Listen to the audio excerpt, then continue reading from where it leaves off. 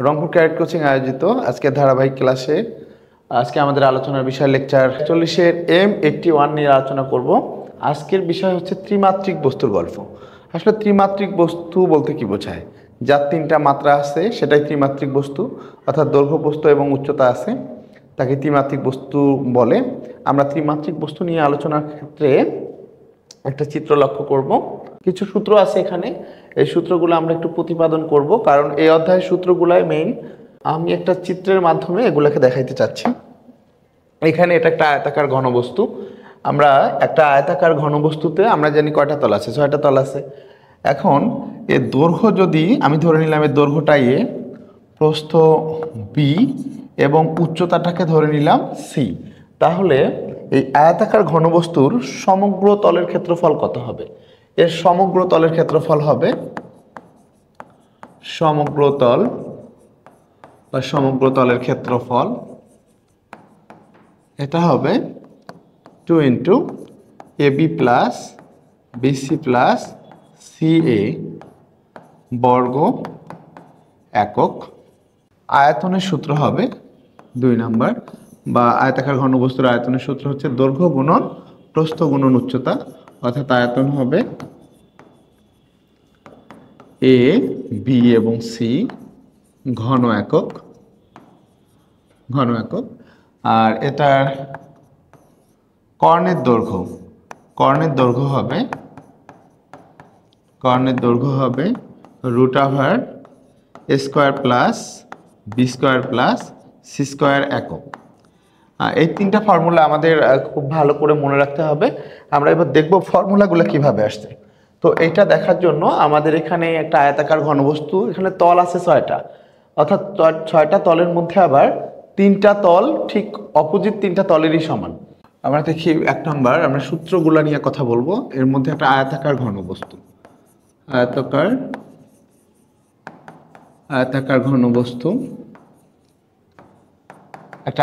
ঘনবস্তু যদি আমরা এখানে এভাবে ড্রয়িং করি,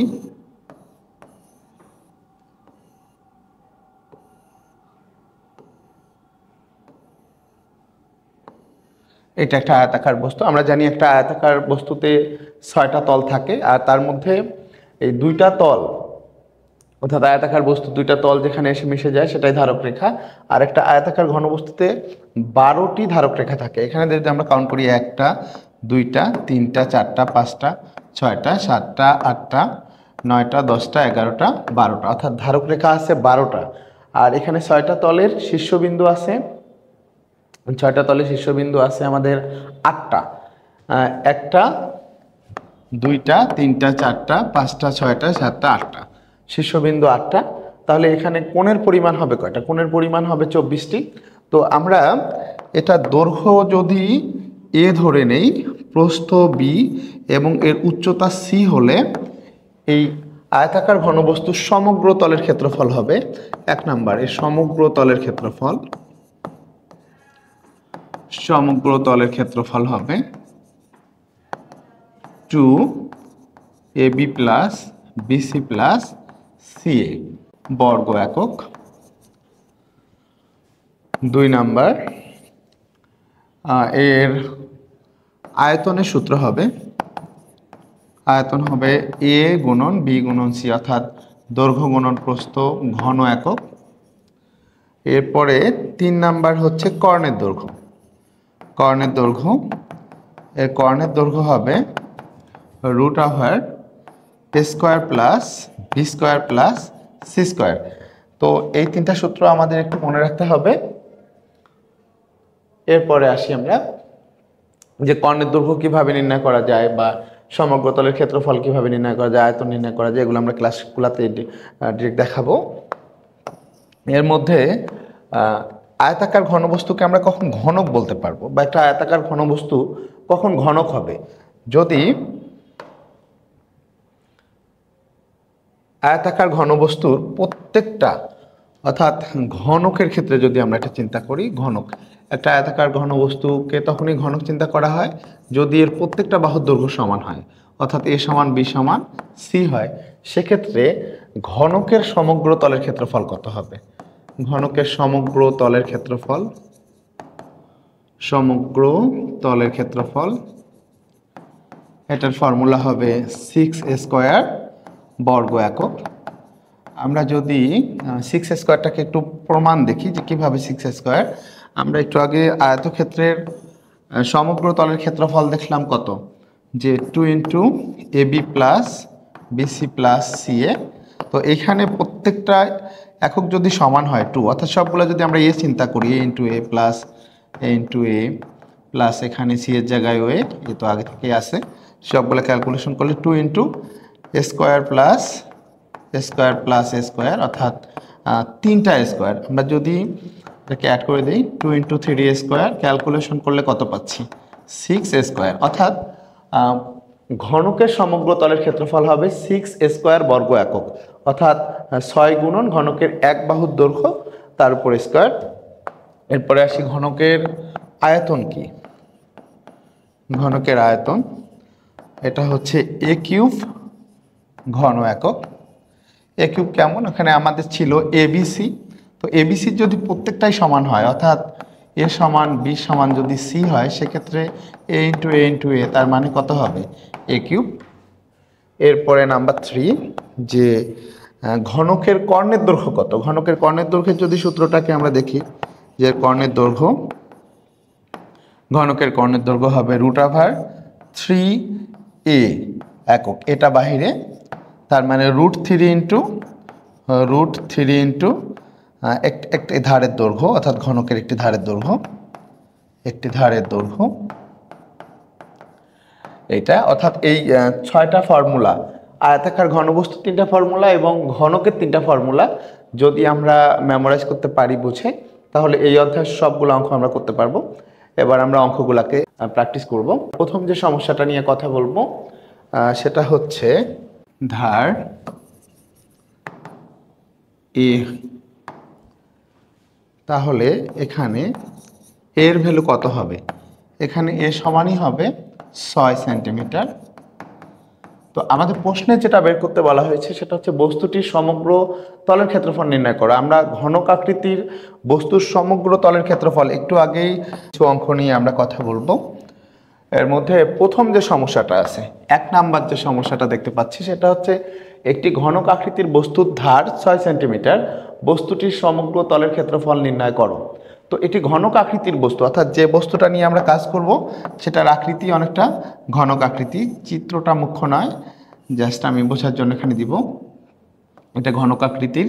আমরা জানি ঘনক আকৃতির প্রত্যেকটা ধারের দৈর্ঘ্য কি হয়, সমান হয়।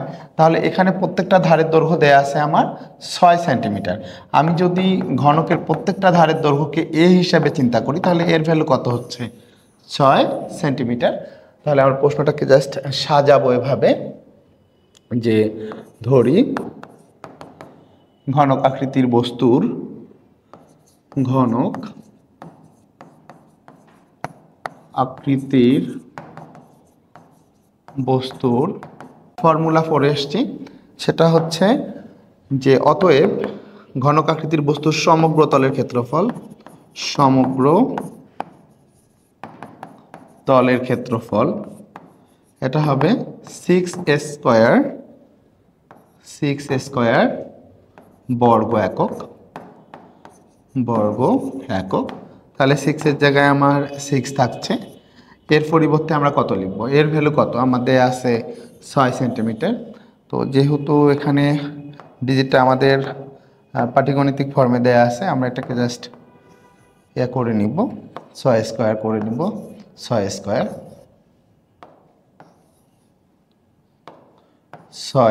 এর ভ্যালু কত, আমরা যদি এর ভ্যালু ইনপুট করি, এর ভ্যালু হচ্ছে 6, তার উপরে স্কয়ার বর্গ, আর এখানে একক লিখতে পাচ্ছি না, এখানে যা আছে তাই বর্গ সেন্টিমিটার।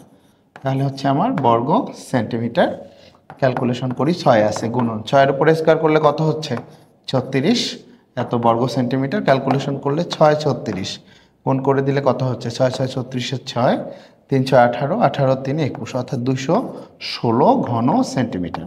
তাহলে আমরা বলতে পারি ঘনক আকৃতির বস্তুটির সমগ্র তলের ক্ষেত্রফল হচ্ছে, সমগ্র তলের ক্ষেত্রফল, সমগ্র তলের ক্ষেত্রফল এটা হবে 216 বর্গ সেন্টিমিটার।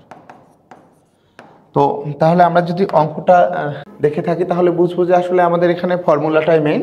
তো ফর্মুলাটা আমাদের একটু বুঝে মেমোরাইজ করে নিতে হবে। আমাদের প্রশ্নটা ছিল একটি ঘনক আকৃতির বস্তুর ধার 6 সেন্টিমিটার, বস্তুটির সমগ্র তলের ক্ষেত্রফল নির্ণয় করো। তো ধরি ঘনক আকৃতির বস্তুর ধার এ সেন্টিমিটার, আমরা ধরে নিই এ সেন্টিমিটার। তাহলে এখানে এ সমান 6 সেন্টিমিটার, অতএব সমগ্র তলের ক্ষেত্রফল 6 স্কোয়ার বর্গ একক, অতএব 6 এখানে মান ইনপুট করেছি, 6 6 36, 6কে দিয়ে 36কে গুণ করলে 216। অতএব ঘনক আকৃতির এই বস্তুটির সমগ্র তলের ক্ষেত্রফল হচ্ছে 216 বর্গ সেন্টিমিটার। আমরা দ্বিতীয় সমস্যাটা সমাধান করব।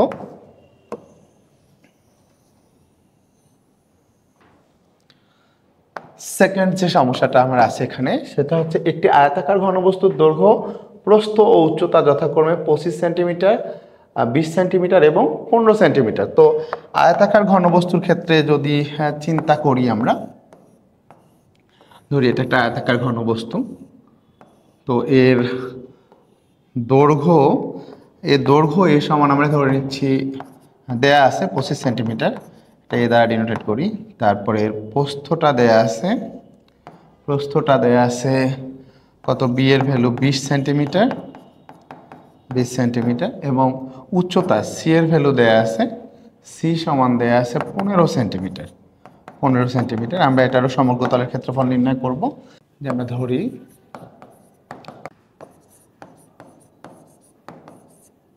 আয়তাকার ঘনবস্তুর দৈর্ঘ্য, প্রস্থ এবং উচ্চতা যথাক্রমে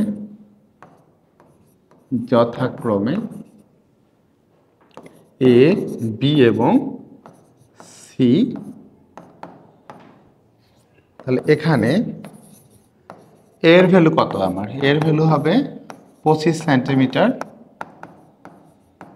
বি এর ভ্যালু অর্থাৎ প্রস্থ বি এর ভ্যালু আছে 20 সেন্টিমিটার এবং উচ্চতা সি এর ভ্যালু আছে 15 সেন্টিমিটার। তাহলে আমরা জানি আয়তাকার ঘনবস্তুর দৈর্ঘ্য, প্রস্থ এবং উচ্চতা যথাক্রমে এ, বি, সি হলে সমগ্র তলের ক্ষেত্রফল। অতএব আয়তাকার ঘনবস্তুর সমগ্র তলের ক্ষেত্রফল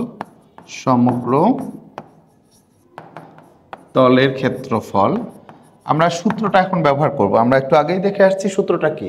সূত্রটা ছিল 2 into A B plus BC plus কত, সি এ বর্গ একক, তার মানে কত হচ্ছে, 2 এর জায়গায় 2 থাকবে। আমার এর ভ্যালু কত, এর ভ্যালু আসছে যে 25 অর্থাৎ 25, বি এর ভ্যালু 20 যোগ বি এর ভ্যালু 20, সি এর ভ্যালু 15 যোগ সি এর ভ্যালু 15, আর এর ভ্যালু আছে কত, 25, এত বর্গ। এখন আমরা এককটা যা আছে তাই লিখব, বর্গ সেন্টিমিটার।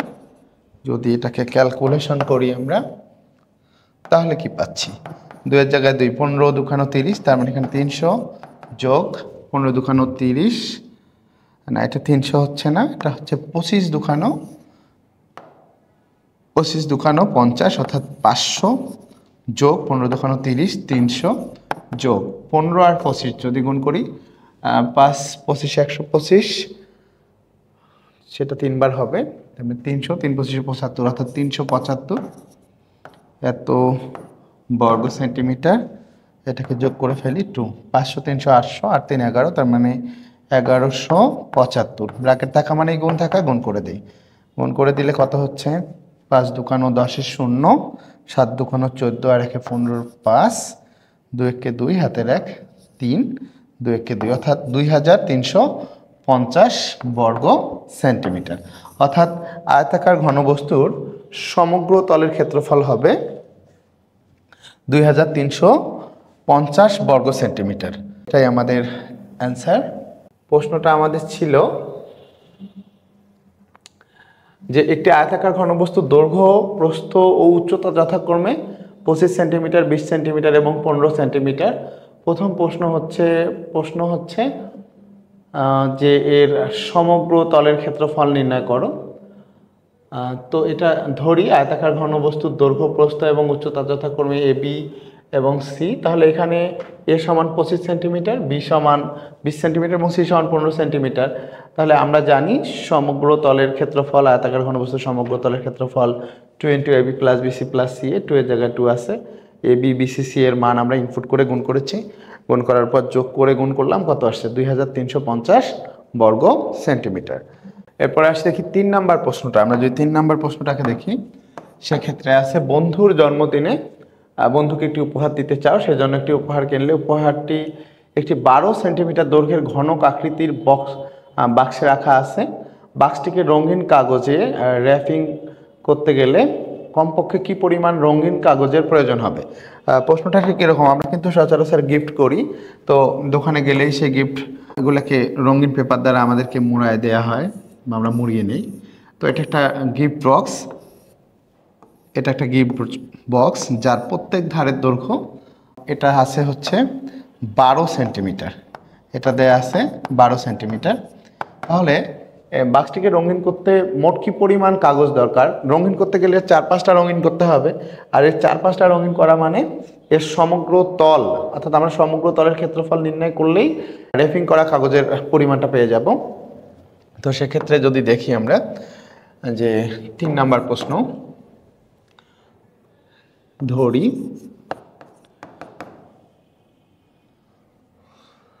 ঘনক আকৃতির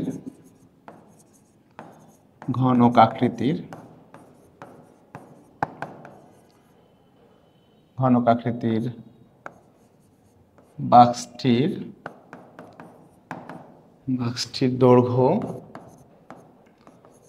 দৈর্ঘ্য এ। তাহলে এখানে এই এ সমান কত হবে? এ সমানই হবে 12 সেন্টিমিটার, 12 সেন্টিমিটার। তাহলে অতএব ঘনক আকৃতির বস্তুর সমগ্র তলের ক্ষেত্রফল, অর্থাৎ এর সমগ্র তলের ক্ষেত্রফল হবে, ফর্মুলা ওইটাই যে 6 স্কয়ার বর্গ একক, 6 স্কয়ার বর্গ একক। ক্যালকুলেশন করলে 6 এর ভ্যালু কত? এর ভ্যালু 12। আমরা এখানে 12 ইনপুট করি, তার উপরে স্কয়ার করে দিই। তাহলে এখন হচ্ছে বর্গ সেন্টিমিটার। ক্যালকুলেশন করলে 6 আছে, 12 স্কয়ার মানে 144 বর্গ সেন্টিমিটার। যদি ক্যালকুলেশন করি 4 6 24 4, 4 6 24, 2 26 6, 6 6 2 8, তার মানে 864 বর্গ সেন্টিমিটার। তাহলে ওই বক্সটিকে আমরা যদি বাক্সটিকে র্যাপিং করি, তাহলে আমাদের মোট কাগজের পরিমাণ হচ্ছে 864 বর্গ সেন্টিমিটার। এখানে আমরা অলরেডি 3টা অঙ্ক করে দিয়েছি। 4র্থ নাম্বার অঙ্কটা, নিচে ছবি গিফট বক্সটির দৈর্ঘ্য 24 সেন্টিমিটার, প্রস্থ 12 সেন্টিমিটার এবং উচ্চতা 8 সেন্টিমিটার। বক্সটিকে রঙিন বা সাদা কাগজ দিয়ে মোড়াতে কমপক্ষে কি পরিমাণ কাগজ লাগবে? একই প্রশ্ন, কিন্তু এটা আমরা যে এবার যে গিফট বক্সটা আছে এটা আয়তাকার ঘনবস্তুর। এটার ক্ষেত্রে সমগ্র তলের ক্ষেত্রফল হবে 2 into AB plus BC plus C. এই ফর্মুলা দিয়েই তোমরা এটা করে ফেলতে পারবে। এরপর আমরা আসি M82। M82তে একটা কোশ্চেন দেখতে পাচ্ছি, নিচের ছবিতে বইটির দৈর্ঘ্য প্রস্থ এবং উচ্চতা যথাক্রমে 10 সেন্টিমিটার, 6 সেন্টিমিটার এবং 4 সেন্টিমিটার। বইটিকে মলাট দিতে গিয়ে কি পরিমাণ কাগজ লাগবে? কাগজের চারিদিকে নীল অংশ 2 সেন্টিমিটার। আমাদের যদি বই মলাট করার অভিজ্ঞতা থেকে থাকে, আমরা খুব সহজে অঙ্কটা বুঝবো যে এইখানে যে বইটা দেয়া আছে আমার, এই বইটার দৈর্ঘ্য দেয়া আছে 10 সেন্টিমিটার, বইটার প্রস্থ দেয়া আছে 6 সেন্টিমিটার, আর বইটার উচ্চতা মানে এই অংশটা, এই উচ্চতার অংশটা দেয়া আছে আমাদের 4 সেন্টিমিটার। এটা বইয়ের দৈর্ঘ্য প্রস্থ উচ্চতা। তো এখন বইটাকে যখন আমরা মলাট করব, তো মলাট করতে গেলে বইটাকে পেপারের মধ্যে এভাবে রেখে দিতে হবে, যেখানে এভাবে রেখে দিয়েছে। তো সেটার ক্ষেত্রে মলাটের দৈর্ঘ্যটা কত হচ্ছে? আমরা যদি এটাকে মলাট চিন্তা করি, আমরা যদি এই অংশটাকেই মলাট চিন্তা করি, সেক্ষেত্রে বইটাকে যদি এর উপরে রাখি, তাহলে মলাটের দৈর্ঘ্য হচ্ছে, এই অংশটা হবে মলাটের দৈর্ঘ্য আর এই অংশটা হচ্ছে মলাটের প্রস্থ।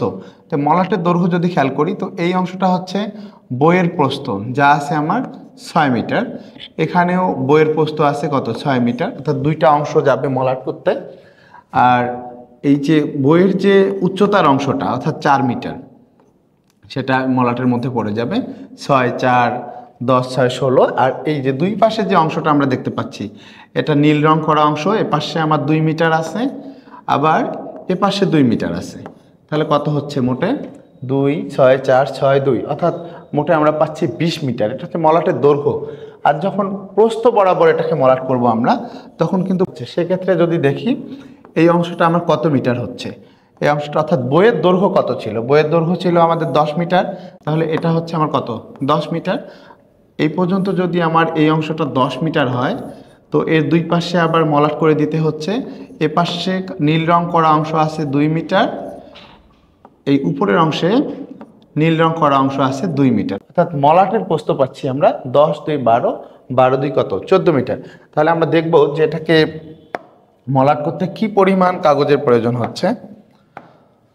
তো আমরা যেটাকে সমাধান করি যে এখানে মলাটের দৈর্ঘ্য যদি আমরা মলাটের দৈর্ঘ্য চিন্তা করি, তাহলে মলাটের দৈর্ঘ্য হচ্ছে বইয়ের প্রস্থের দ্বিগুণ সাথে উচ্চতাটা যোগ হবে। বইয়ের প্রস্থের দ্বিগুণ মানে 6, 2 বার হচ্ছে 6 যোগ 6, সাথে বইয়ের উচ্চতা ছিল 4, এটাও পড়ে যাচ্ছে এখানে। আর মলাটের ওই দুই পাশে যদি আমরা দেখি 2 মিটার করে নীল রং করা অংশ আছে, তাহলে এত মিটার যদি এটাকে ক্যালকুলেশন করি 6, 6, 12, 4, 16, 4, 20, তাহলে কত হচ্ছে? 20 মিটার। অর্থাৎ মলাটের দৈর্ঘ্য হচ্ছে আমাদের 20 মিটার। আর মলাটের প্রস্থ কত হবে? মলাটের প্রস্থ যদি আমরা কাউন্ট করি সেক্ষেত্রে পাবো এদিকে 10 মিটার যোগ দুই পাশে নীল রং করা অংশ আছে 2 মিটার করে, তাহলে কত হচ্ছে? 10, 2, 12, 14, 14 মিটার। তাহলে মলাটের দৈর্ঘ্য পেলাম আমরা, মলাটের দৈর্ঘ্য পেলাম 20 মিটার আর প্রস্থ পেয়েছি 14 মিটার। অতএব মলাটের ক্ষেত্রফল,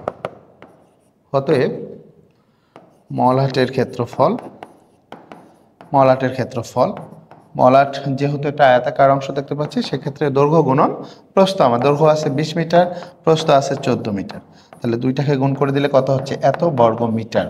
ক্ষেত্রফলের একক বর্গ মিটার বা বর্গ একক। এখন 20 দিয়ে যদি আমরা 14কে গুণ করি কত হচ্ছে? 14 দুগুণ 28, অর্থাৎ 280 বর্গ মিটার।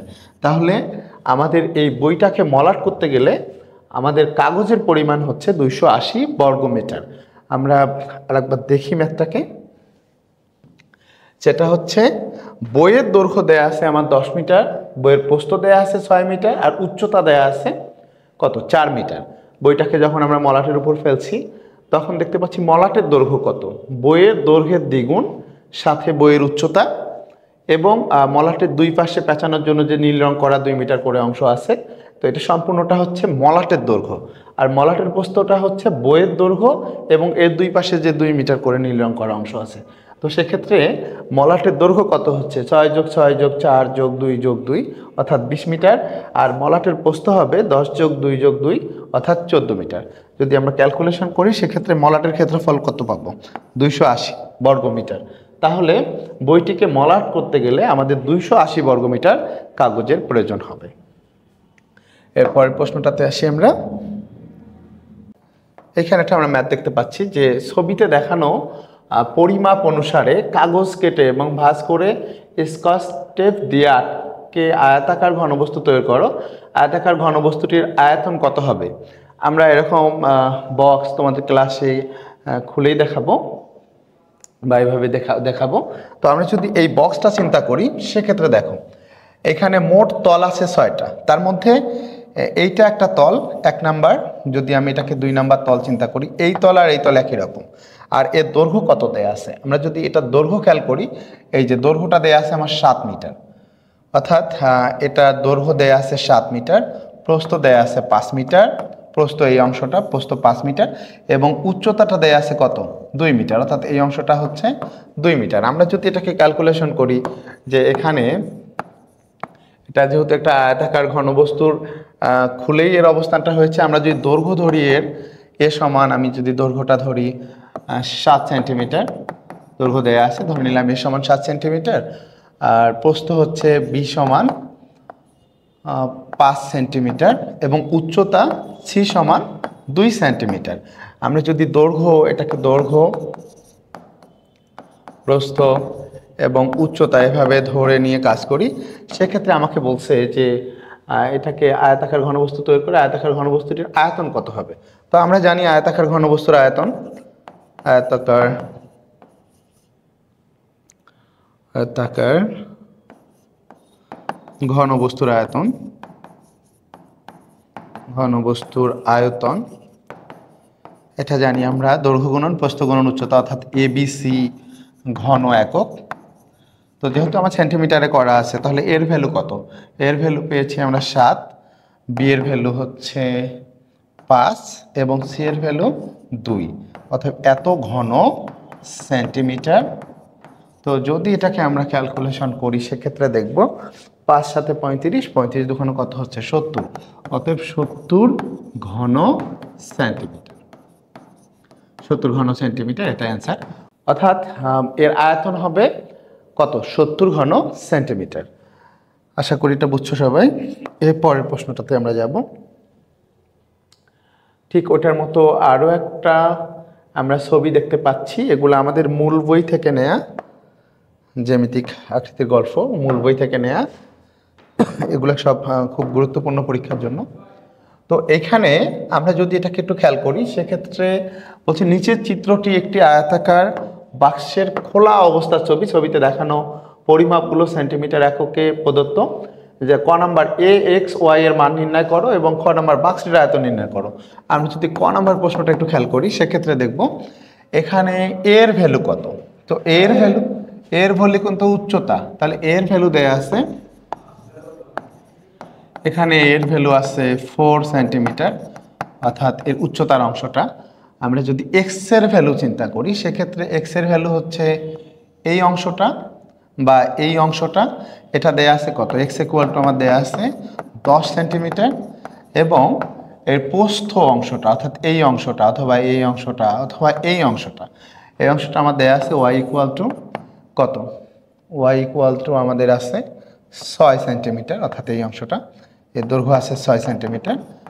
তো ক নাম্বার প্রশ্ন এটাই বলছে যে AXY এর মান নির্ণয় করো, আমরা AXY এর মান পেয়ে গেলাম। এরপরে খ নাম্বার প্রশ্ন, খ নাম্বার কোশ্চেনটা যদি দেখি সেখানে আছে বাক্সটির আয়তন নির্ণয় করো। তাহলে আমার বাক্সটার দৈর্ঘ্য দেয়া আছে 10 সেন্টিমিটার, প্রস্থ দেয়া আছে 6 সেন্টিমিটার এবং উচ্চতা দেয়া আছে 4 সেন্টিমিটার। আমরা জানি আয়তাকার ঘনবস্তুর আয়তনের সূত্র, যে হচ্ছে এর আয়তনের সূত্র আমরা জানি যে আয়তন, বা এখানে আমরা লিখে নিব আয়তাকার ঘনবস্তুর আয়তন সমান হচ্ছে দৈর্ঘ্য গুণন প্রস্থ গুণন উচ্চতা, অর্থাৎ ABC ঘন একক। তাহলে এর ভ্যালু কত পাচ্ছি আমরা? এর ভ্যালু 4, কোন এখানে ABC দিয়ে করব না, আমরা এখানে দৈর্ঘ্যের পরিবর্তে আমার দেয়া আছে x, প্রস্থের পরিবর্তে y এবং উচ্চতার পরিবর্তে দেয়া আছে a, তার মানে XY a ঘন একক। তাহলে x এর ভ্যালু কত? x এর ভ্যালু দেয়া আছে 10, y এর ভ্যালু আছে 6 এবং উচ্চতা অর্থাৎ এর ভ্যালু দেয়া আছে আমার 4। এত ঘন সেন্টিমিটার যদি ক্যালকুলেশন করি 6 × 10 = 60, 4 × 6 = 24, অর্থাৎ 240 ঘন সেন্টিমিটার। তাহলে বাক্সটির আয়তন হবে 240 ঘন সেন্টিমিটার। মনে হয় সহজে বুঝছো সবাই। এরপরের প্রশ্নটাতে আমরা যাব।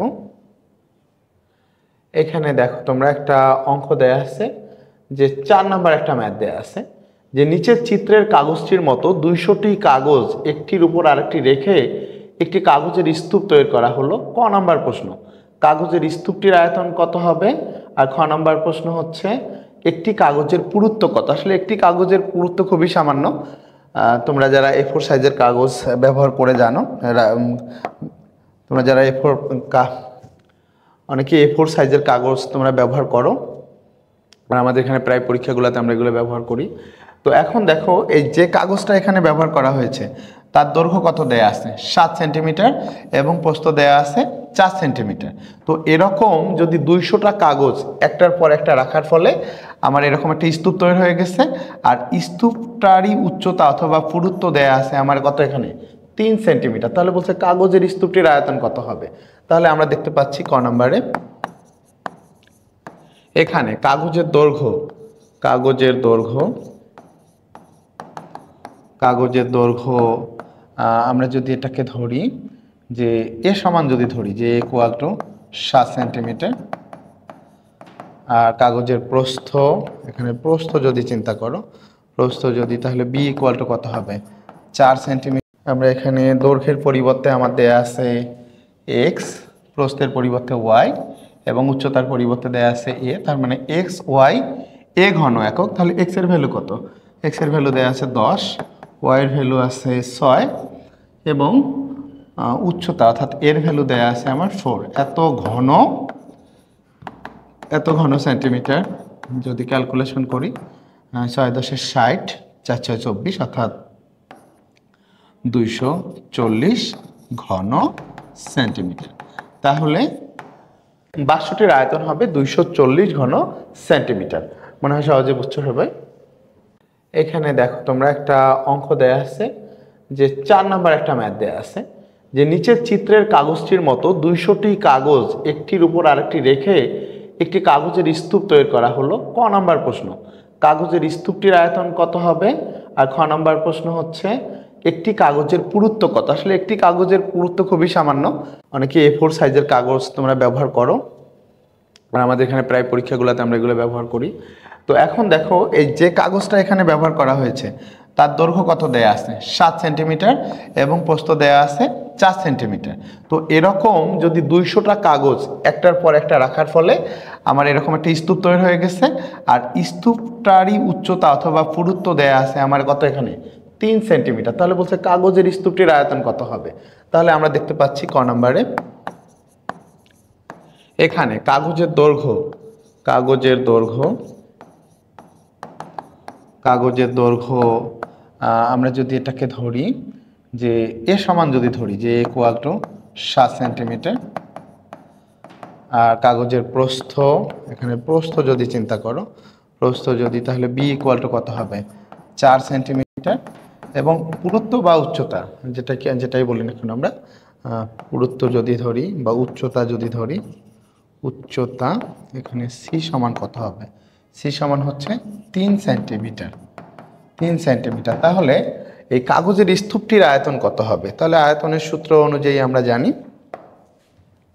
যে আয়তাকার ঘনবস্তুর আয়তনের সূত্রটাই ব্যবহার করব।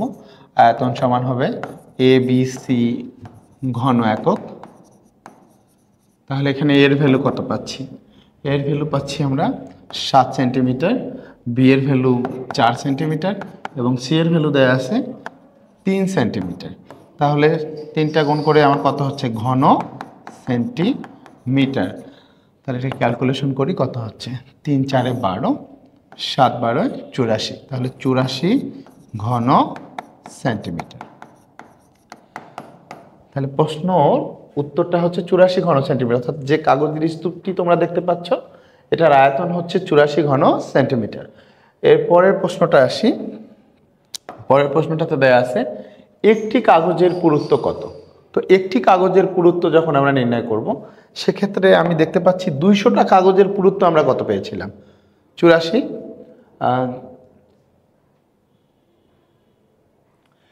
একটি কাগজের পুরুত্ব কত? তো একটি কাগজের পুরুত্ব কত সেটা নির্ণয়ের জন্য ক নাম্বার কোশ্চেনটা আমার এখানে এই যে 3 সেন্টিমিটার, অর্থাৎ এই 3 সেন্টিমিটার কতটা কাগজের পুরুত্ব? 200টা কাগজের পুরুত্ব। তাহলে 200টি কাগজের পুরুত্ব, 200টি কাগজের পুরুত্ব ছিল আমাদের কত? 3 সেন্টিমিটার। তাহলে অতএব একটি কাগজের পুরুত্ব কত হবে? তাহলে 3/200 সেন্টিমিটার। এটাকে যদি আমরা ক্যালকুলেশন করি, অর্থাৎ 3কে যদি 200 দিয়ে ভাগ করি কত আসে? 200 দিয়ে আমি ভাগ করব কাকে? 3কে ভাগ করতে গেলে আমার ভাজ্যের সংখ্যা যেহেতু ছোট, আমরা কি করব একটা দশমিক নিব, 0 দশমিকের জন্য 0, তারপরেও কম হয়ে যাচ্ছে, আমরা আরেকটা 0 নিব। তাহলে কত হচ্ছে 300। তাহলে একবার দিলে কত হচ্ছে 200, নিচে কত আসে 100, আবারও কম হয়ে যাচ্ছে দশমিকের জন্য 0, আর 5 দুগুণ কত 10, তার মানে 5 200 1000। তাহলে কত পাচ্ছি? 0.015, অর্থাৎ একটি কাগজের পুরুত্ব আমরা পাচ্ছি 0.015 সেন্টিমিটার। এই ছিল আজকে আমাদের আলোচনার বিষয়। তো তোমরা মনে হয় অঙ্কগুলো সব বুঝতে পেরেছো। এবার সেই অঙ্কগুলোর আলোকে আমাদের কিছু লেভেল অ্যারেঞ্জ করা আছে, আমরা লেভেলের অঙ্কগুলো একটু বাসায় করব। বাসায় করে লেভেলের উত্তরগুলো আমাদের দেয়া আছে, সেগুলো আমরা সবাই করে মিলানোর ট্রাই করব ইনশাল্লাহ। এই ছিল আজকে আমাদের জ্যামিতিক আকৃতির গল্পের দ্বিতীয় পর্ব। মনে হয় তোমরা অঙ্কগুলো বুঝতে পেরেছো। এখন তোমাদের কাজ হচ্ছে লেভেল 1 এবং লেভেল 2 এগুলা বাসায় করে আমাদের প্রদত্ত অ্যান্সার সিরিজ সাথে উত্তরগুলো মিলায় দেখা। সে পর্যন্ত ভালো থেকো, সুস্থ থেকো, আল্লাহ হাফেজ।